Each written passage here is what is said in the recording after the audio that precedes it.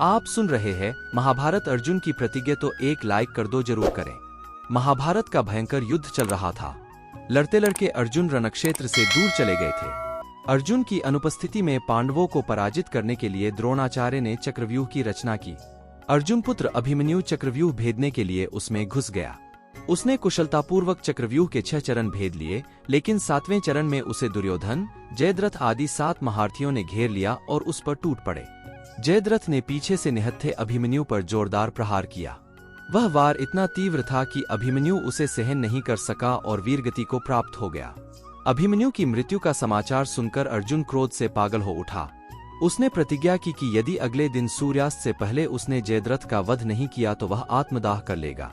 जयद्रथ भयभीत होकर दुर्योधन के पास पहुंचा और अर्जुन की प्रतिज्ञा के बारे में बताया। दुर्योधन उसका भय दूर करते हुए बोला, चिंता मत करो मित्र, मैं और सारी कौरव सेना तुम्हारी रक्षा करेंगे। अर्जुन कल तुम तक नहीं पहुंच पाएगा, उसे आत्मदाह करना पड़ेगा। अगले दिन युद्ध शुरू हुआ। अर्जुन की आंखें जयद्रथ को ढूंढ रही थीं, किंतु वह कहीं नहीं मिला। दिन बीतने लगा। धीरे धीरे अर्जुन की निराशा बढ़ती गई। यह देख श्री कृष्ण बोले, पार्थ, समय बीत रहा है और कौरव सेना ने जयद्रथ को रक्षा कवच में घेर रखा है। अतः तुम शीघ्रता से कौरव सेना का सहार करते हुए अपने लक्ष्य की ओर बढ़ो। यह सुनकर अर्जुन का उत्साह बढ़ा और वह जोश से लड़ने लगे।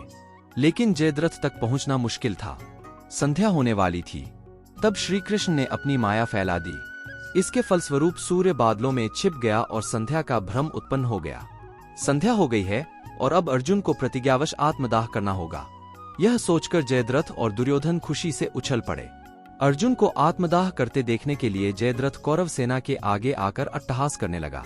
जयद्रथ को देखकर श्री कृष्ण बोले, पार्थ, तुम्हारा शत्रु तुम्हारे सामने खड़ा है। उठाओ अपना गांडीव और वध कर दो इसका।